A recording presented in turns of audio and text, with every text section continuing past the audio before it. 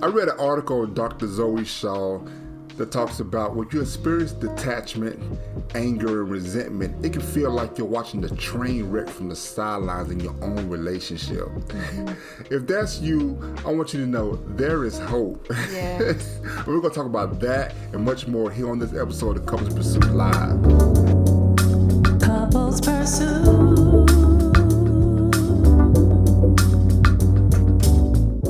Hello, this is Vincent and Valerie Woodard. And this episode of Couples Pursuit Live, we're going to talk about how to work on your marriage even on your own with Dr. Zoe Shaw. Hey, Dr. Zoe. Welcome, Dr. Zoe. Hey, Vincent, Valerie. So good to be here today. Yeah. Good to have you. Mm-hmm. We'd love for you to just share momentarily, because I'm going to read your bio, and then I'd love for you to just tell the people how you got started doing what you do, what drove you to that, and anything else you want to share about your passion. Okay, so I want to share with you all, Dr. Zoe Shaw is a licensed psychotherapist, motivational speaker, and podcast host, life coach, and fitness fanatic. She's a mom of 5 and a wife, passionate about helping women who struggle in difficult relationships, especially that sometimes difficult relationship with themselves. After 15 years in traditional psychotherapy practice, Dr. Zoe jumped off the couch and now helps women using a different modality with a mix of virtual therapy, coaching services, and programs through a lens of psychology, faith, and a dash of feminism, designed specifically for women who are struggling in difficult relationships. Dr. Zoe is the author of Ask Dr. Zoe column in the Grit and Grace Project women's magazine. She has been published in the oprahmag.com, Recovery Today magazine, and Forbes, and is a frequent contributor to Your Tango. She writes about helping other women redefine their strength, and you can find her in the media on Instagram at Dr. Zoe Shaw, in most social places at the handle Dr. Zoe Shaw, and online at drzoeshaw.com. Again, welcome. Oh, Welcome. Thank you. Look, I've started following you when I was going down this path of looking for people that are in this space of helping couples. And man, I have enjoyed watching your short posts on Instagram and reading your articles on your blog. And so I'm a little fanboy. I apologize right now, but thank you so much for joining us. Yes. Oh, you're welcome. I'm honored to be here. Couples are my jam. I just love them. I have a heart for them. So I'm always happy to talk about couples issues. Well, this topic we're going to talk about today, babe. We talked about a couple things a couple ways we can go. Okay. But this spoke to my heart when working on your marriage, because we run into so many couples, or really experience online, so many couples that are in a relationship and they want the relationship to work. And my wife is one of those people. I know this relationship can work. I know it can, but sometimes it seems like you're in this relationship by yourself because the other person might have given up, decided to say, I only can do but so much, can't get no more out of me, trying to squeeze, from a dry cloth. There's nothing else that's coming out of this. And so, but they don't want to give up. So this topic really just spoke home, because I know some people are going through this. So Dr. Shaw, how did you come about learning about how to work on your marriage, even on your own? Well, I've been doing this work, as my bio said, for quite a while. I work with couples and I love working with couples, but I really started to gravitate towards working with women because a lot of women would come to me. And even when I work with couples, it was usually the wife who contacted me.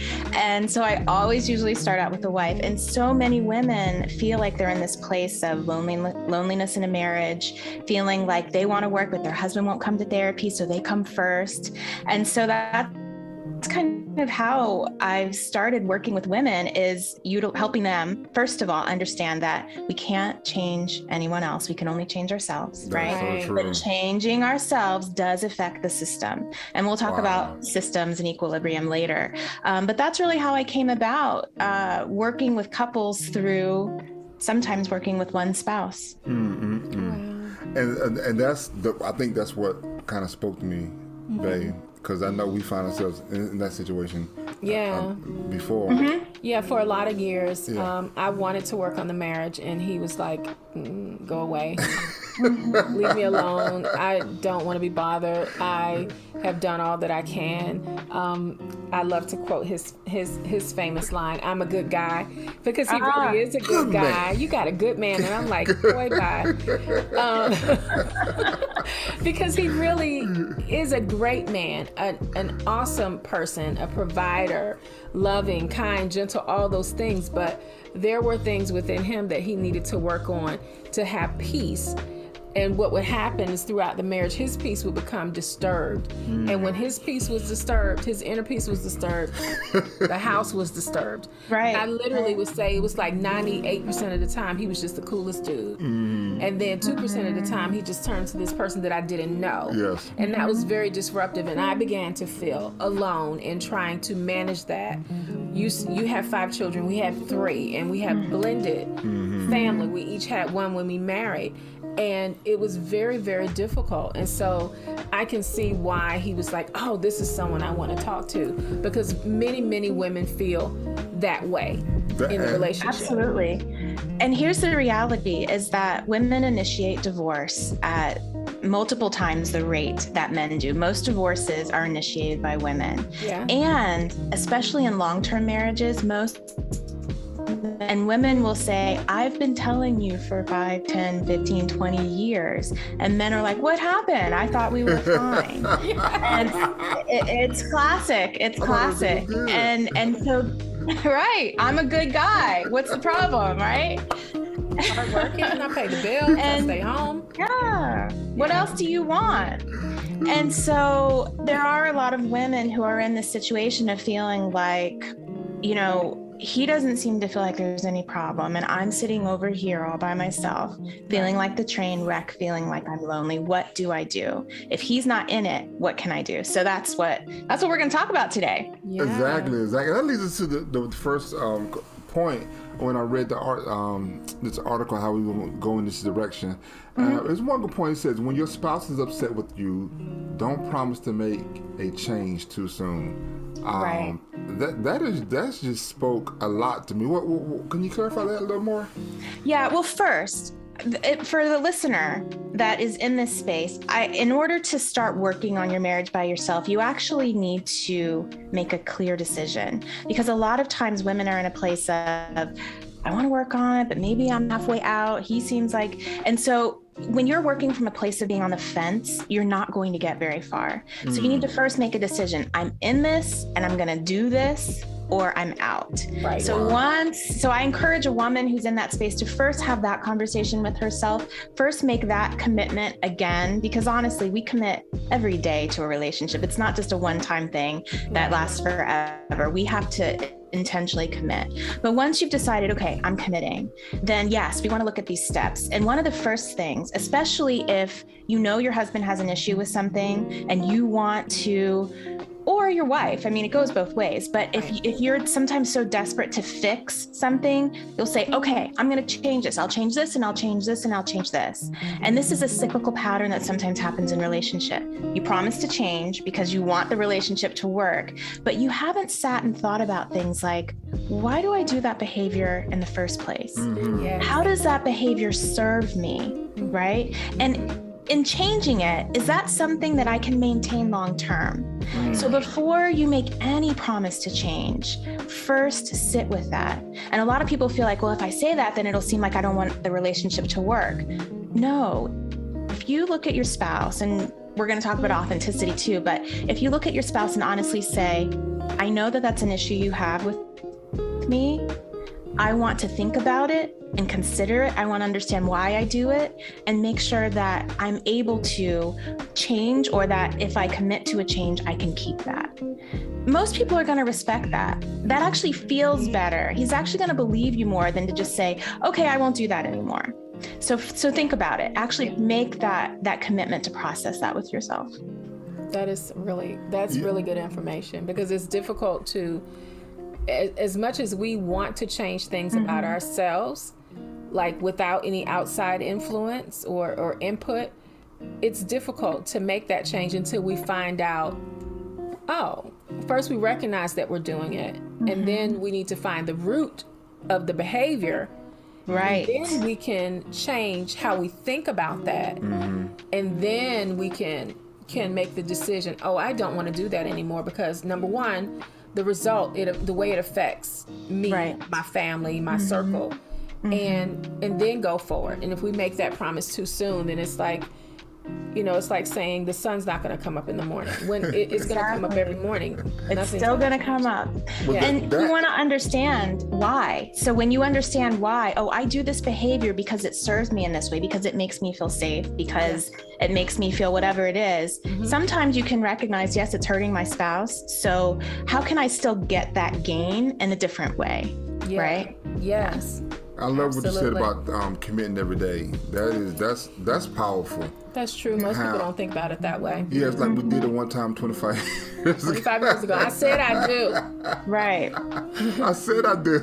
Did you hear me? Weren't you there? I believe you. It's like the guy, and usually it's the guy, the male, that says, well, I love you. I told you 10 years ago. I need to hear that. I need to see that. Love is action, It is action. as well. So that's true. So when we come from that, what you just said, how we need to own our behavior and also commit ourselves every day. So what's next? So I get the gist of that. Like, okay, all right. Every day it's a new. I'm in this. Yeah, I'm in this. I want to, because I see some like as we intro detachment, and you kind of get some things that kind of you lose control of. It's not really that quite bond as it was before. So all right, Dr. Zoe, I got you. So I'm commit to this. I'm going to own my behavior. Well, what's next? This is good. Yeah, well, this might actually sound like counterintuitive. This might sound like an oxymoron, but what I'm going to ask you to do, if you're in this space of working on your marriage by yourself, is to begin to distance yourself. And someone hearing that might go, but wait, I thought, well, yes, you are, but when we come to our spouse with this anxious energy, when we start to move toward him and pull, his natural human reaction is going to be to move away, right? And so what you have to do actually is recognize, wait, it's me, I'm changing. I'm not trying to make him do anything. And I need to give myself some distance. I need to give him some distance. And we're looking at something called interdependence, right? Versus dependence, which is actually a healthy state. When we look at relationships, I like to think of what are those circles called? I'm missing. Concentric circles, like that's a Venn diagram. So if we think about a Venn diagram, if we think of a circle by itself and two circles by itself not intersecting, that's not healthy in a relationship. Right. But two circles on top of each other is also not healthy. So we want to think about a Venn diagram where you each have your individual selves and you have a healthy intersection. And most of the time what you have to do is distance, which is proving to yourself, I'm okay by myself. I'm okay on my own. I want this relationship to work, and how can I distance yet still maintain commitment to the relationship? That is so good. I think about when you brought that up, interdependency versus codependency, and how sometimes you hear couples. What I say, right? Dependency. Okay. Yes. And how sometimes you hear couples say, "Well, he completes me," or "They complete me." And it's like, okay, well, so if they're having a bad day, you're going to have a bad day. That's basically what we're saying here. If they're not happy, you're not going to be happy. And I understand to help show empathy. I do understand that. But the fact that, sometimes the spouse could just be going through some depression, going through some things they have to work out. And, so both of you, this is not going to help for both of you to be depressed. And both of you try to, find yourself trying to help each other out through this anxiety, this state of we're so angry and mad, and I'm angry and mad, you're angry and mad, so we're just not going to talk. We're not going to even talk about the issue or the subject. So we need to find ourselves, like you said, distance ourselves so we can actually take some time to repair what's going on with us. I love that. To self-evaluate as well, because we also should be independent enough to not be moved by every emotion of our spouse. Like, because he's upset, that doesn't mean, oh my gosh, what did I do to make you upset? Or well, what's your problem? It shouldn't become just because he feels that way.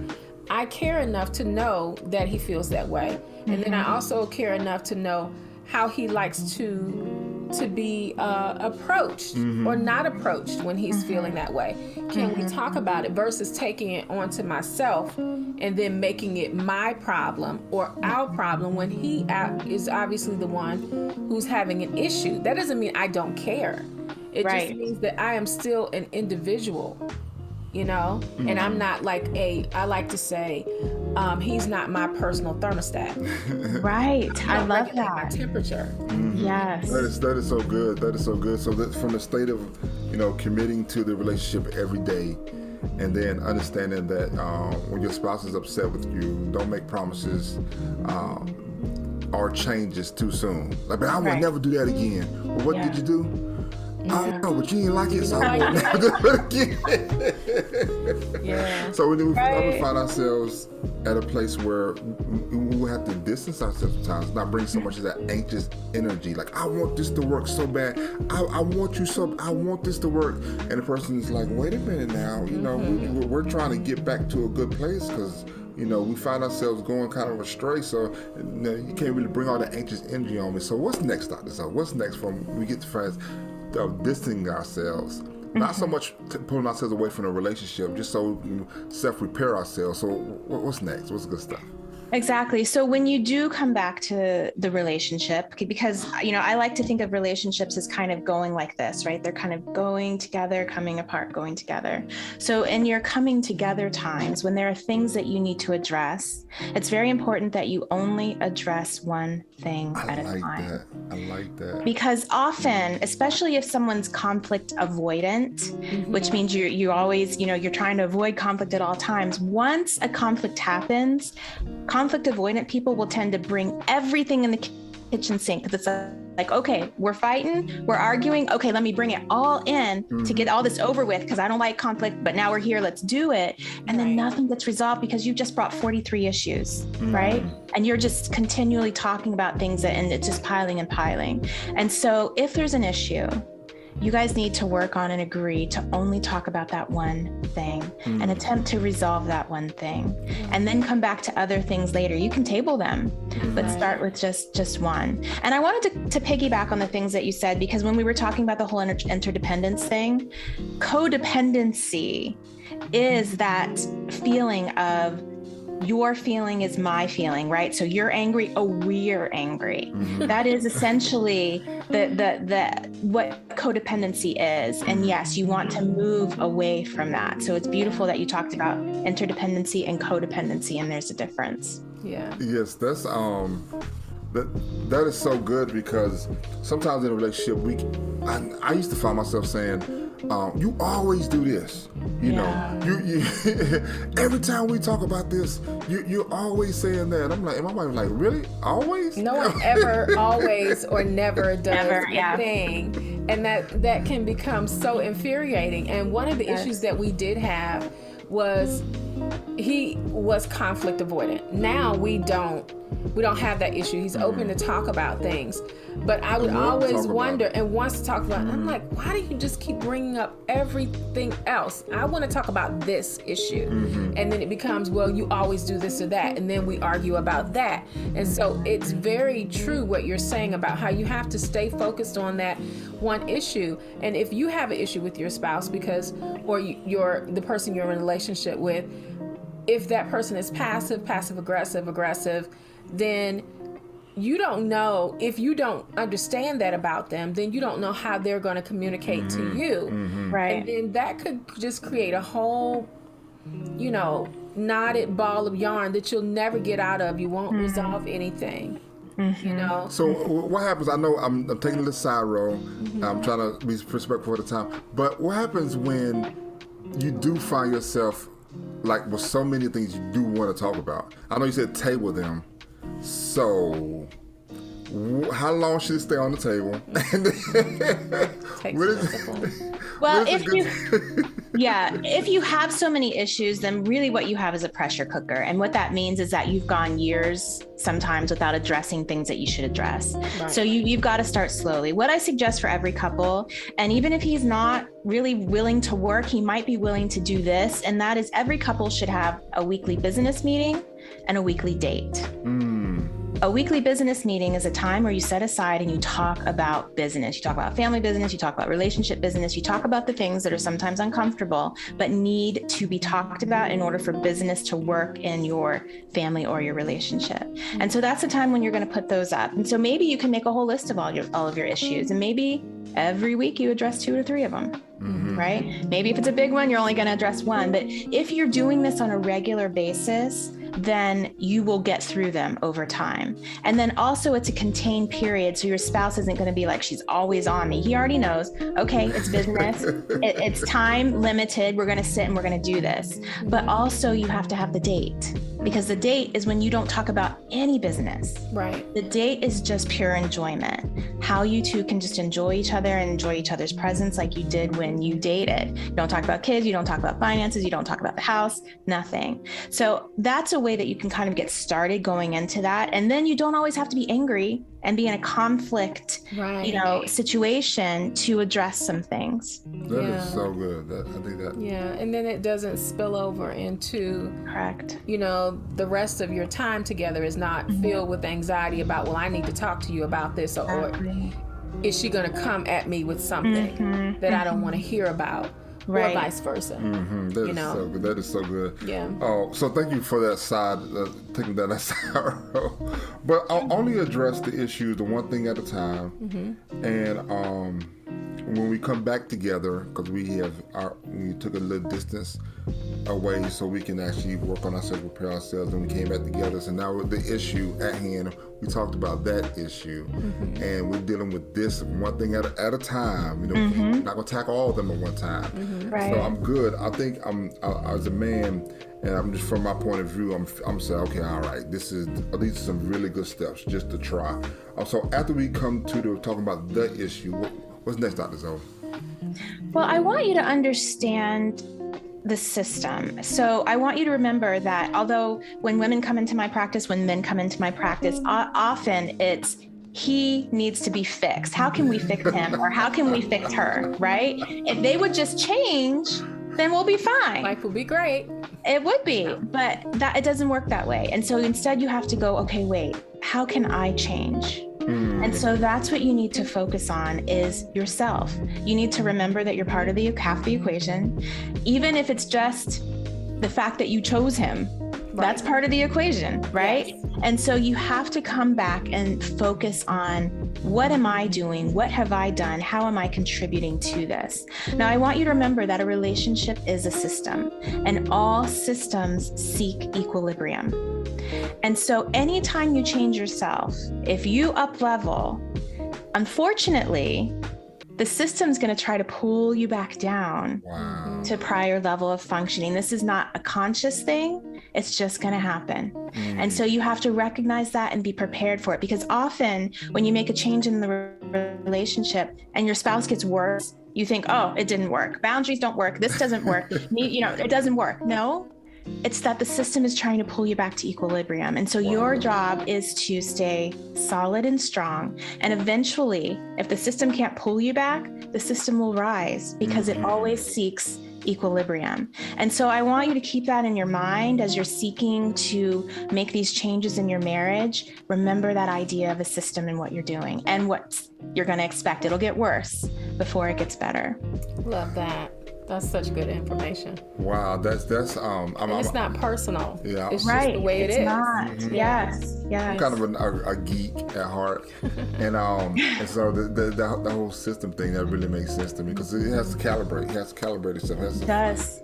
it's seek its level. Yeah, seek its level, and it's willing to adjust, but it doesn't like big spikes at one time or big lows at one time. Absolutely. It wants to calibrate and it wants to continue to evolve and get better. And as a relationship, we should seek to do that. I think that's just, like I said, me just being I like computers, I work with computers. I understand that a lot, and knowing that sometimes, okay, well, we tried this, we did this step, Dr. Zoe said do this, and we did that, check, and it's not getting better. I know you probably had some patience like this, but oh yeah, the fact that you said this, it might get worse for you, it gets better, it's a reality check for me. Knowing that, okay, but it's going to get, I believe if we continue to work on this marriage, it's going to get better. To have hope, to have a expectation that it's going to get better. And I want it to get better, not just to pacify my wife, not just to do all the things so she won't get on me anymore. I've done that.